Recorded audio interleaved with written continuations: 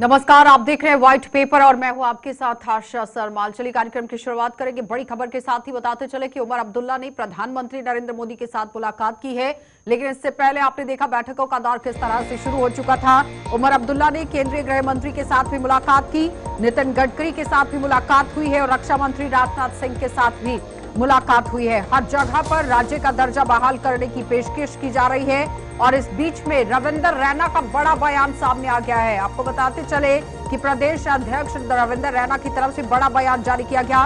वो कह रहे हैं कि ये मामले संवेदनशील हैं, तब तक यहाँ पर ऐसा कुछ नहीं किया जा सकता जब कुछ शांति स्थिति यहाँ पर नहीं बनती है। तो जल्दबाजी में फैसला लेना बिल्कुल भी सही नहीं होगा। रविंदर रैना की तरफ से बड़ा बयान। उमर अब्दुल्ला लगातार दिल्ली के अंदर पहुंचे हुए हैं और बैठकों का दौर उन्होंने शुरू किया हुआ है, क्योंकि जब से सरकार बनकर आप देखिए तैयार हो गई है, कैबिनेट की बैठक 4 नवंबर को होनी है, लेकिन उससे पहले उमर अब्दुल्ला दिल्ली पहुंचते हैं। केंद्रीय गृह मंत्री के साथ मुलाकात होती है, नितिन गडकरी के साथ मुलाकात होती है, रक्षा मंत्री के साथ बातचीत होती है और उसके बाद प्रधानमंत्री नरेंद्र मोदी के साथ भी मुलाकात की जाती है।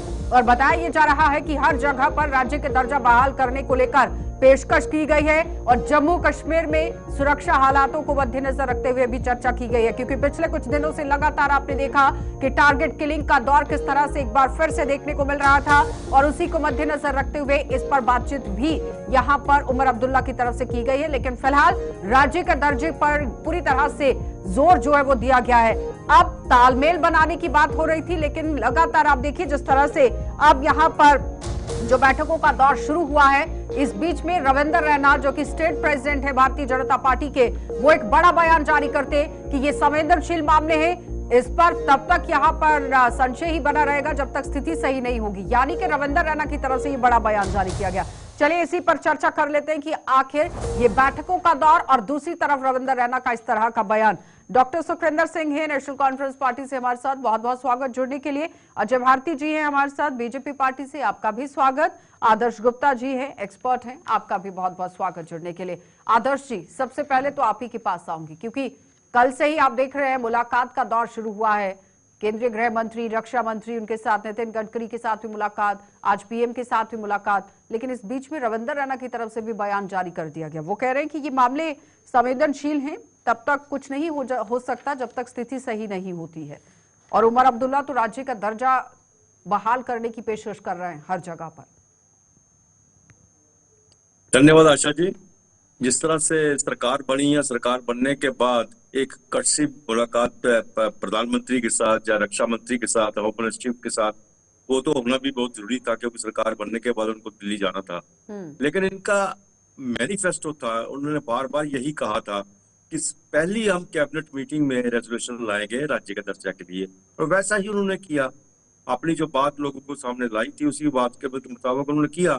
अब दिल्ली जाके उन्होंने रेजोल्यूशन जो पास किया है उसे एलजी ने भी पास कर दिया है, उसमें स्वीकृति दे दी है। उसके बाद तो दिल्ली जाना ही था उन्होंने लेके, वो लेके गए हैं और उसका मौके का फायदा उठाते हुए सभी से मुलाकात कर रहे हैं और राज्य के दर्जे की बात कर रहे हैं। राज्य का दर्जा की जहाँ तक बात है, तो ना तो प्रधानमंत्री से इनकार किया है, ना ही होम मिनिस्टर ने इनकार किया। उन्होंने भी कहा था कि राज्य का दर्जा हम देके, लेकिन समय आने, उचित समय आने पर, जो उचित समय का के बारे में तो थोड़ा सा वो कहना मुश्किल है कि उचित समय कौन सा है और कैसे आएगा, लेकिन सभी ने वादा किया हुआ है, इसमें कोई शक नहीं है। अब रविंदर रैना जी क्या बयान दे रहे हैं कि अभी सेंसिटिव है, ये बहुत सब चीजें सब कुछ है, इससे कुछ बात कुछ समझ में नहीं आ रही हमें, ये कहने का क्या इनका मकसद है। अब राज्य का दर्जा देने की जब बात की है, क्या यूटी के होने से सब कुछ शांत रहेगा? आज भी देखो आतंकवादी हमला हुआ है गुलमर्ग में, रोज हो रहे हैं। अब यूटी बनने से ये नहीं है कि यूटी बना हुआ है तो कुछ नहीं हो रहा, तो राज्य बनेगा तो वो कुछ हो जाएगा। राज्य का दर्जा सबने वादा किया हुआ है और इसको लेके जनता ने सरकार को चुना है, सरकार से कुछ उम्मीदें जागी हैं उनको, उनके अपने रिप्रेजेंटेटिव गए हैं, उनको लग रहा है कि ये काम होगा हमारा। यूटी पे सारी तो रविंदर रैना के बयान की समझ नहीं आ रही है, आदर्श जी कह रहे हैं। और हाल ही में अभी की ही खबर है कि कश्मीर के अंदर एक बार फिर से आप देखिए किस तरह से घटना देखी गई है, जिसमें एक पोर्टर की मौत हो गई है और कुछ घायल भी हुए हैं। जी, निश्चित रूप से मैं उनके प्रति अपनी संवेदनाएं प्रकट करता हूं। और जो दिन में त्राल के इलाके में भी जिस बाहर वाले कहकर जिस लेबर पर गोलियां चलाई, उसके लिए भी अपना रंज शेयर करते हैं सब उनके परिवार वालों से। तो ईश्वर का शुक्र है कि वो बच गया लड़का। देखिए, मुझे लगता नहीं कि जो हमारे सम्मानीय अध्यक्ष रविंद्र रैना जी ने जो कहा उसमें ना समझने वाली कोई बात। आदर्श जी ने इससे पहले और रविंद्र जी के पर टिप्पणी करने से पहले उन्होंने एक नेशनल कॉन्फ्रेंस के मैनिफेस्टो की बात की। नेशनल कॉन्फ्रेंस के मैनिफेस्टो में बहुत सी वेलफेयर स्कीम्स भी है, उस पर भी कोई हमें कार्रवाई दिखाई होती उस पर एम्प्लॉयमेंट के बारे में, उसमें बिजली 200 यूनिट हम फ्री करेंगे, उसमें हम विडो पेंशन बढ़ाएंगे, हम पेंशनर्स के मेडिकल अलाउंसेस बढ़ाएंगे, ऐसी बहुत सी बातें थी। इसमें ये उस मैनिफेस्टो के संदर्भ में हमें कुछ उसकी मूवमेंट फॉरवर्ड दिखाई देती नहीं है। सिर्फ एक चीज पॉलिटिसाइजेशन कि लोगों को सेटिस्फाई करने के लिए, ऐसा नहीं। दूसरा, उमर अब्दुल्ला साहब के दिल्ली जाने में एक बहुत बड़ी त्रासदी दूसरी है। उन्होंने यहाँ तो बढ़ाया, जम्मू में बताया हमको कि हमने देखिए जम्मू से बिना कंपल्शन के हमने डिप्टी सीएम बनाया। क्या अच्छा होता, क्या डिप्टी सीएम इसका हिस्सा नहीं होना चाहिए इस कर्टसी काल का? सीएम के साथ डिप्टी सीएम साहब भी होने चाहिए थे, वो क्यों नहीं गए? क्या नेशनल कॉन्फ्रेंस की क्या ये पर्सनल पीआर एक्सरसाइज है? वो क्या करना चाहते हैं? नेशनल कॉन्फ्रेंस को जवाब देना है भारतीय जनता पार्टी। सुखविंदर जी वो कह रहे हैं कि समझ नहीं आ रही कि ये कौन सी वाली एक्सरसाइज है। अगर सीएम पहुंचे तो डिप्टी सीएम क्यों नहीं गए? सबसे पहले तमाम पैनलिस्ट को मेरा नमस्कार। देखिए, मेरे से पहले बड़ा खूब जवाब जो हमारे वरिष्ठ पत्रकार हैं उन्होंने आपको दिया है कि बीजेपी की जो पॉलिसीज हैं, जो कहने और कथनी में बहुत बड़ा फर्क है। जहां तक सेंटर की बात है, सेंटर आज जो हमारे चीफ मिनिस्टर साहब हैं वो अमित शाह जी से और नितिन गडकरी से और डिफेंस मिनिस्टर से मिले हैं। जो हमारे वादे थे, जो नेशनल कॉन्फ्रेंस ने उस वक्त किए थे कि हम 370 के ऊपर और स्टेटहुड के ऊपर सबसे पहले हमारी जो है विचारधारा इसी के ऊपर काम करेगी। तो सीधी सी एक बात, इसमें ज्यादा मुझे नहीं लगता कि समझने वाली कोई बड़ी बात है। नेशनल कॉन्फ्रेंस अपना जो वादा किया उसको पूरा करने की पूरी कोशिश कर रही है। जहां तक बीजेपी की बात है, तो बीजेपी की मुझे लगता है कि रविंद्र रैना जी को हारने के बाद अब कुछ जम्मू कश्मीर के हालात कुछ खराब नजर आ रहे हैं। इन 10 सालों में अगर देखा जाए तो मुझे लगता है सबसे ज्यादा जो बड़े अटैक रविंद्र रैना जी की मौजूदगी में जम्मू कश्मीर में ज्यादा जम्मू रीजन में हुए। तो उनको सबसे पहले तो मुझे लगता है उनको इस्तीफा दे देना चाहिए था कि भाई अगर मैं यहाँ का स्टेट प्रेसिडेंट हूं तो मुझे लगता है कि मेरे रीजन में अगर इतने बड़े बड़े अटैक हो रहे हैं तो सबसे पहले उनको ये समझना चाहिए कि मेरा भी कोई दायित्व है। तो मैं समझता हूँ कहीं ना कहीं रविंद्र रैना जी इस वक्त एक कंफ्यूज लीडर है जम्मू कश्मीर में। हार की वजह से का सवाल आपकी तरफ से दागा गया, वो कह रहे हैं कि रविंद्र रैना को यहाँ इस्तीफा देना चाहिए था। जवाब दीजिए। नहीं, मुझे देखिए, कांग्रेस के प्रवक्ता की मजबूरी हम समझ सकते हैं, लेकिन उन्होंने ये नहीं बताया कि डिप्टी सीएम साहब क्यों नहीं गए। उन्होंने उसका उत्तर नहीं दिया।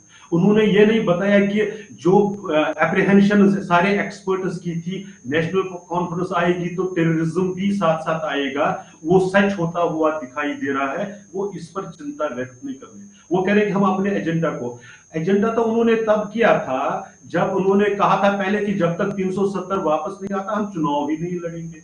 इन्होंने ये कहा था कि अगर हम जब तक ये नहीं करेंगे तो हम क्या कहते हैं यूटी में हम चुनाव नहीं लड़ते, फिर एक नहीं पहुंचेगा।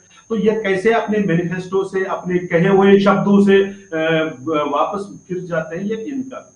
रही बात हमारी जो हमारे अध्यक्ष महोदय की, उन्होंने नहीं, सिर्फ भारतीय जनता पार्टी ने भी जो हमने कहा उसको करके दिखाया, और हम करके दिखा रहे हैं पिछले। यही तो सारा देश क्यों आखिर मोदी की गारंटी को क्यों विश्वास में ले लेता है, क्यों मोदी की गारंटी पर विश्वास करता है। नेशनल कॉन्फ्रेंस की दिक्कत है कि सरकार में आए हैं, अब इनको समझ नहीं आ रही है कि हम कैसे करें। मैंने फिर कहा, जो लोगों से उन्होंने वादा किया, जो अपनी पार्टी या अपने परिवार से वादा किया, मैं उसकी बात नहीं कर रहा हूं। मैं कह रहा हूं कि आपकी सोशल वेलफेयर की स्कीम्स हैं, सोशल वेलफेयर पर तो आपने कुछ नहीं किया। आपने डिक्लेयर किया था कि हम स्मार्ट मीटर्स को तवी और व्यवस्था में फेंक देंगे।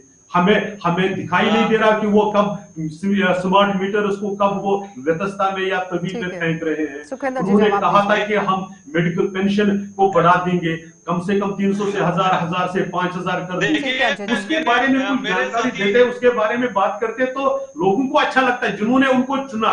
हालांकि वो 50% से कम वोट उनको आपको, मुझे लगता है आपको सुनना भी चाहिए। 23% ही मिला है, लेकिन फिर भी उन वोटर्स का तो सम्मान रखते ना। चलिए, सीट्स जब और आप वोट्स सुखविंदर शेयर जी में वो कह रहे हैं अंतर कि है, उन वोटर्स तो के उनका तो लिए जो असम्मान काम कर करने की दिया। बात कही थी उस पर अब फोकस करने की देखिए जरूरत है। देखिए मुझे लगता है मेरे बीजेपी के प्रवक्ता जो हैं, इनका और सेंटर का तालमेल मुझे लगता है कहीं ना कहीं बड़ा डिफरेंस है इनके बीच।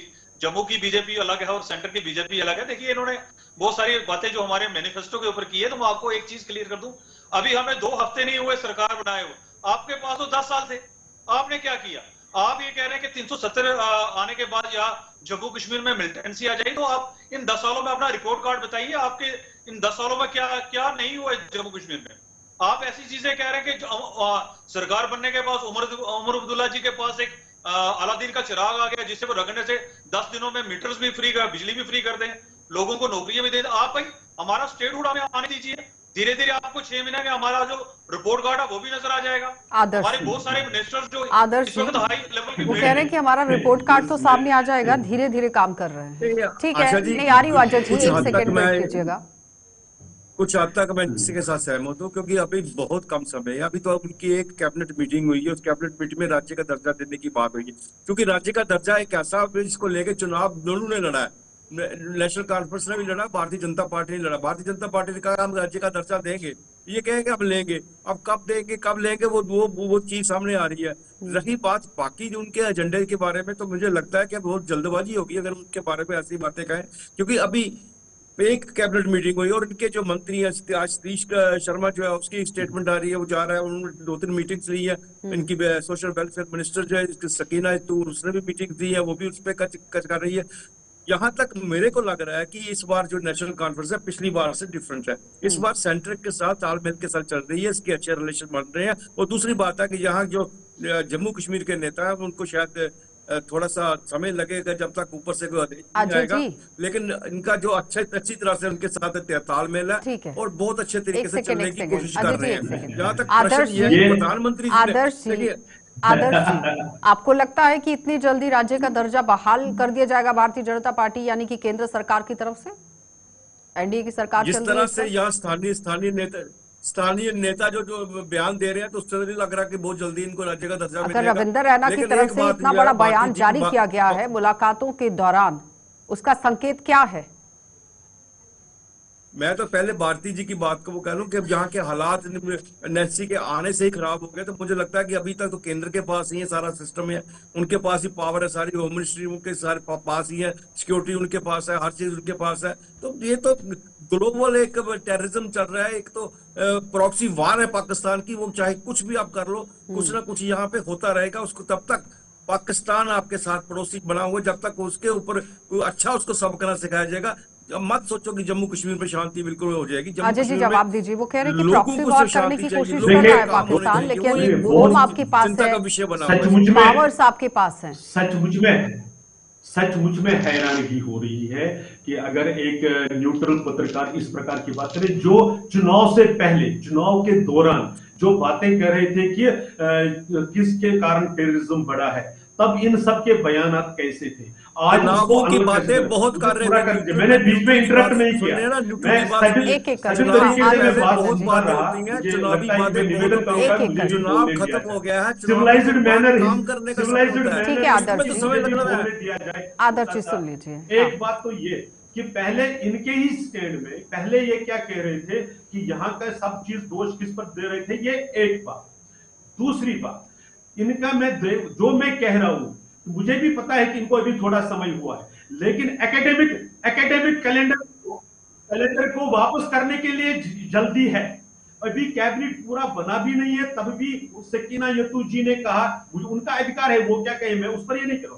जो पॉलिटिकल नेचर के इश्यूज है उस पर कोई देर नहीं हुई, लेकिन जो लोगों के वेलफेयर के इशू है उसी पर अभी जल्दबाजी नहीं हो रही है, ये एक बात। और आप क्या कह रहे हैं, जब स्टेट मिलेगा, पहले क्या कह रहे थे कि हम, इनको क्या नहीं मालूम था कि अभी हम यूटी हैं, और ऐसे प्रॉमिस क्यों किए, लोगों को क्यों पगलाया, चलिए सुखविंदर जी, लोगों को क्यों धोखे में, यही डबल स्टैंडर्ड, डबल फेसिवनेस। वो कह रहे हैं कि फिर लोगों को क्यों वादे किए? ध्यान दिला रहे हैं कि ये बात।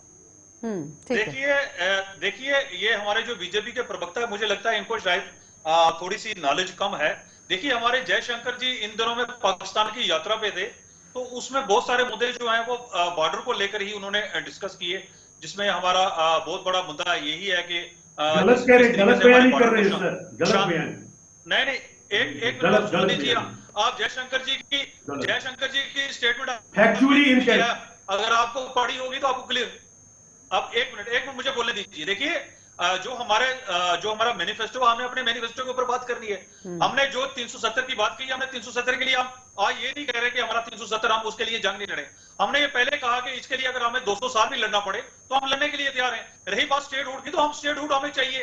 देखिए, बीजेपी की इस वक्त क्या बात है कि बीजेपी उस वक्त जब जम्मू में बहुत बड़ी रैलीज करते थे तो ये कहते थे भाइयों बहनों, हम कुछ दिनों के बाद, इलेक्शनों के बाद हम आपको स्टेटहुड दे देंगे। देखिए, उचित समय का मतलब क्या है? उचित समय का मतलब ये तो हो नहीं सकता कि उमर अब्दुल्ला जी की सरकार बन गई है, एक हफ्ते में सारा जो टेररिज्म है वो खत्म हो जाएगा, तो उचित समय आ जाएगा। देखिए, टेररिज्म की बात की जाए तो ये एक मैं समझता हूँ कि जम्मू कश्मीर की प्रॉब्लम नहीं है।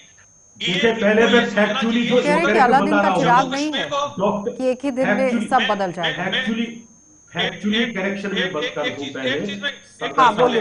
एक सेकेंड अजय जी, बात पूरी कर रहे हैं सुखविंदर जी। हाँ, बोलिए सुखविंदर जी।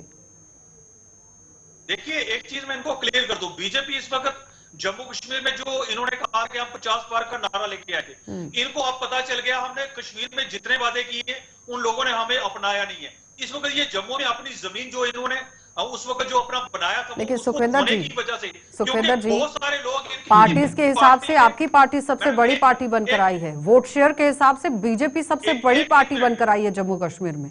ये भी आपको ध्यान में रखना चाहिए। अजय जी, इस पर जवाब दीजिएगा। यही चीज मैं क्लियर कर दूं। पहले ठीक है, हो गया बस। अब देखिए, ये बोलने अजय जी ठीक है। सुखविंदर जी, पहले मैं फैक्चुअली करेक्ट इनको कर दूं कि जो डॉक्टर जयशंकर जी पाकिस्तान गए थे वो मल्टीलैटरल मीटिंग में गए थे, पाकिस्तान के साथ बायलैटरल कोई मीटिंग नहीं हुई। एक बात, वहां उन्होंने टेररिज्म को, जो आज ब्रिक्स सम्मेलन में आदरणीय प्रधानमंत्री जी ने भी कहा, जो भारत का खासकर 2014 के बाद फर्म स्टैंड है कि perpetrators of terrorism and victims of terrorism can not sit together, ये उनका क्लियर स्टैंड था। एक बात। दूसरी बात, ये जब वोट शेयर को था, आपने इनको बताया, ये इनको कश्मीर में भी रिजेक्शन मिला है, 40% के आसपास वोट है, इनको सब जगह इनको एक्सेप्टेंस नहीं है। वो दूसरी बात है, मुझे उसका वो नहीं, एक सरकार इन्होंने बनाई क्योंकि सीट्स मिली है, मुझे उसमें कोई वो नहीं है।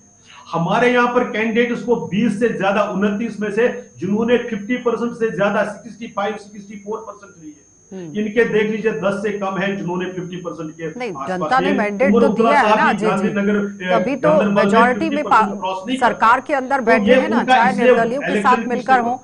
लेकिन मेरा एक ही कहना है कि आदर्श जी, वेलफेयर के प्रोग्राम 87 का समय भी नेशनल कॉन्फ्रेंस ने देखा है। ठीक है अजय जी, जब वादा करते थे उस वक्त इनको मालूम था, ठीक, जब वादा कर रहे थे उनको भी मालूम था कि इनके पास 5 ही साल है, 200 साल का प्रोजेक्ट लेकर क्यों बैठे? ठीक है, इस पर जवाब लूंगी। आदर्श जी, अजय जी कह रहे हैं कि जब पता था कि 5 साल ही है तो 200 साल का प्रोजेक्ट लेकर क्यों आए हैं? ये सुखविंदर जी आपसे भी जवाब लूंगी, लेकिन उससे पहले आदर्श जी, 87 का समय भी नेशनल कॉन्फ्रेंस ने देखा है, 90 से 96 का भी देखा है, 2002 का भी देखा है, आज की परिस्थितियां भी नेशनल कॉन्फ्रेंस ने देखी है।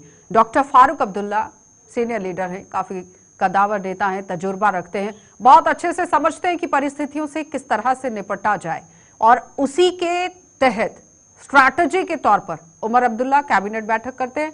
सबसे पहले राज्य के दर्जे पर अपना काम करना शुरू करते हैं, उसके बाद दिल्ली रुख करते हैं। दिल्ली में एक एक मंत्री के साथ मीटिंग होती है, यानी कि मतभेद अगर कोई है तो उसे दूर करने की कोशिश, एक अगर कोई खाई है तो उसे भरने की कोशिश, आपसी तालमेल को बनाने की कोशिश, क्योंकि उमर अब्दुल्ला भी बहुत अच्छे से जानते हैं कि केंद्र सरकार के साथ मिलकर चलना पड़ेगा, और मिलकर चलेंगे तो बहुत ही अच्छे से काम जम्मू कश्मीर के अंदर होगा। आपका तजुर्बा क्या कहता है?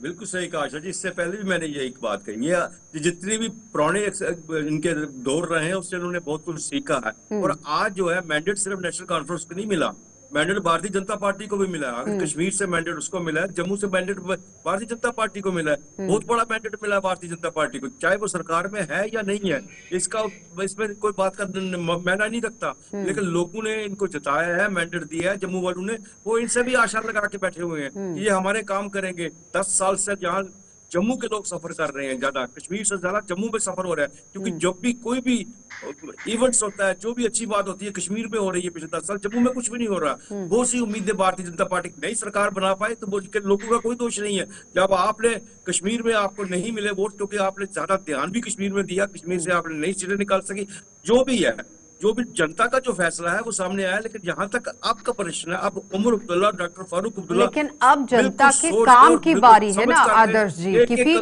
2014 में आपको 25 सीटें मिली, इस बार आपको 29 सीटें मिली। नेशनल कॉन्फ्रेंस और कांग्रेस 15 और 12 सीटों पर सिमटी थी, लेकिन नेशनल कॉन्फ्रेंस को कश्मीर के अंदर से बड़ा ह्यूज जो मार्जिन आप देखिए किस तरह से देखा गया, और 42 सीटों पर वो आई, लेकिन अपने बलबूते पर सरकार बना ली, यानी कि फुल मेजॉरिटी में।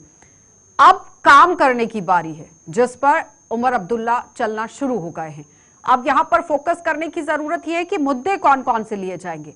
राज्य का दर्जे पर सबसे पहले उन्होंने मुहर लगाने की कोशिश की है, तो इसमें बुरा क्या है, गलत क्या है? रुकेंगे एक छोटे से ब्रेक के लिए, जल्द वापस आऊंगी। इसमें गलत क्या है? स्ट्रैटेजी के तौर पर काम कर रही है सरकार, क्योंकि एक मैंडेट दिया गया है जनता की तरफ से, तो उस पर काम करना जरूरी है और उस पर काम शुरू कर दिया गया है। मुझे गलत सिर्फ इतना लग रहा है कि ये सरकार नहीं, पार्टी भी नहीं, बल्कि परिवार के ज्यादा पीआर एक्सरसाइज लग रहा है। अगर सरकार भी होती तो कैबिनेट के दूसरे मंत्री, खासकर डिप्टी सीएम साहब साथ होते, ये मेरा पहला प्रश्न है जो मुझे गलत लग रहा है। मैं उसको, बाकी इनकी मर्जी है। दूसरा, मैं फिर कह रहा हूं कि जो पब्लिक वेलफेयर के प्रोग्राम है उनको भी उसी शिद्दत के साथ, उसी प्रायोरिटी के साथ पूरा कर देते।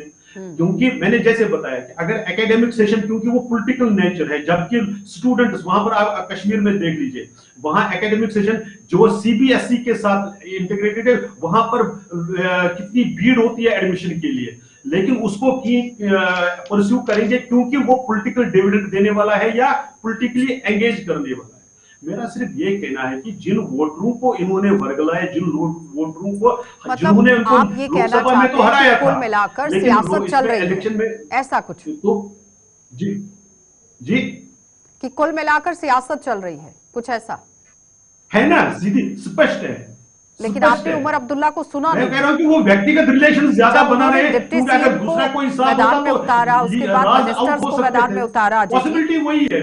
तो उन्होंने कहा कि परिवारवाद कहां दिख रहा है, कौन परिवार से दिख रहा है? क्या सुरेंद्र चौधरी परिवार से हैं? सतीश शर्मा परिवार से हैं? मैंने कहा कि उनको क्यों नहीं साथ लेकर गई? परिवार से हैं। डिप्टी सीएम को क्यों नहीं साथ ले गए? क्योंकि वो शायद परिवार से नहीं है। जवाब दीजिए सुखविंदर जी। वो बार बार जाकर सुई उनकी वहीं पर अटक रही है कि डिप्टी सीएम को साथ लेकर क्यों नहीं गए हैं आप लोग? और जब आपको पता है कि 5 साल का टेन्योर है, तो 200 साल का यहाँ पर ये पूरा मसौदा लेकर क्यों आप बैठ गए? देखिए मुझे लगता है ये बीजेपी वाले थोड़ा कंफ्यूज हैं। देखिए, अगर वो साथ चले जाते तो ये बोलते वो उनको सीट के आगे क्यों नहीं बिठाया, पीछे बिठाया। ये चीजें इनकी चलती रहेगी 5 साल तक। मुझे ये क्लियर है कि बीजेपी वाले बेसिकली इनके पास कोई मुद्दा कोई भी नहीं है। हमारा काम है जम्मू कश्मीर को उसकी पहचान दिलाना, यहाँ के युवाओं को नौकरी दिलाना, यहाँ के बहनों को अच्छे से रोजगार दिलाना। वो कह रहे हैं कि राज्य के दर्जे को आपने पकड़ा, लेकिन सोशल वेलफेयर के लिए जो सीधा लाभ जनता को होगा, बच्चों को होगा, उस पर काम क्यों शुरू नहीं किया है अभी तक? मुझे ये समझ नहीं आती। 10 साल इनके पास थे, इन्होंने क्या काम किया? हमें 10 दिन हुए अभी आए हुए। हमारी 10 दिन से पहले 4 अक्टूबर को हमारी फर्स्ट जॉइंट के असेंबली स्टार्ट होने वाली है। आपको बहुत सारी चीजें नजर आ जाएंगी। ये बीजेपी के भाई साहब को मुझे लगता है शायद नॉलेज नहीं है। अभी 10 दिन हुए, जुम्मा अजय जी जवाब दीजिए। अभी हमें समझने तो दीजिए, ये इनको समझ ही नहीं है। आशा जी, मुझे सुखविंदर जी थोड़ा सा शायद नए आए हैं, मुझे कोई दिक्कत नहीं है उसमें, लेकिन मेरा ये कहना है कि मैं प्योरिटी फिर कह रहा हूँ, कैबिनेट अभी पूरा नहीं, अभी बाकी मंत्रियों को लिया नहीं, लेकिन आधी अधूरी कैबिनेट में एक रेजोल्यूशन पास किया जिसका पॉलिटिकल नेचर है। फिर मंत्री जी, दूसरी मंत्री जी एजुकेशन की, फिर पॉलिटिकल नेचर का एक क्वेश्चन को एकदम एड्रेस कर रही है, लेकिन जो लोगों के हित के लिए है उसको कोई भी एड्रेस नहीं कर रहा है। मेरा सिर्फ इतना ही कहना है, मैं लोगों को याद दिला रहा हूं। वो कह रहे हैं कि लोगों के जो इश्यूज है उन्हें क्यों एड्रेस नहीं किया जा रहा है? उनकी प्रायोरिटी मैंने आशा जी मैं यही कह रहा हूँ, अपोजिशन के नाम पे करनी है तो वो बात दूसरी है। क्यों नहीं हो रहा? मैं बताता हूँ, अभी कल ही शर्मा ने बात की है, 12 सिलेंडर की बात कर रहा था, वो स्टेटमेंट दे रहा, सब बातें हो रही है। समय लगेगा और भारतीय जनता पार्टी की अगर आप बात करें तो अभी तक लीडर ऑफ द अपोजिशन नहीं बना पाए, अभी तक उसका उनका नाम सामने नहीं आया। 4 तारीख को जब असेंबली लग रही है, ये सब चीजें समय के साथ। और मैं ये फिर आपको बता रहा हूँ, बार बार बता रहा हूँ, केंद्र और राज्य के अपने ताल्लुकात बहुत अच्छे हैं इस वक्त भी, और इससे यही उम्मीद लगाई जा रही है तालमेल तो बहुत अच्छे हैं, वो तो दिख रहे हैं, तस्वीरों में भी दिख रहे हैं। हो सकता है, सिर्फ अब काम करना बाकी है। बहुत बहुत धन्यवाद आदर्श जी जुड़ने के लिए। अजय जी आपका भी और सुखविंदर जी आपका भी। तो फिलहाल आपने देखा कि उमर अब्दुल्ला दिल्ली पहुंचे हैं, लेकिन जब वापसी होती है तो क्या कुछ वो साझा करेंगे, ये बड़ी बात रहेगी, क्योंकि लोगों की अब नजर कैबिनेट पर टिकी हुई है कि कौन से बड़े फैसले होंगे और किस तरह का लाभ जनता को मिलेगा। आप देखते रहिए कार्यक्रम।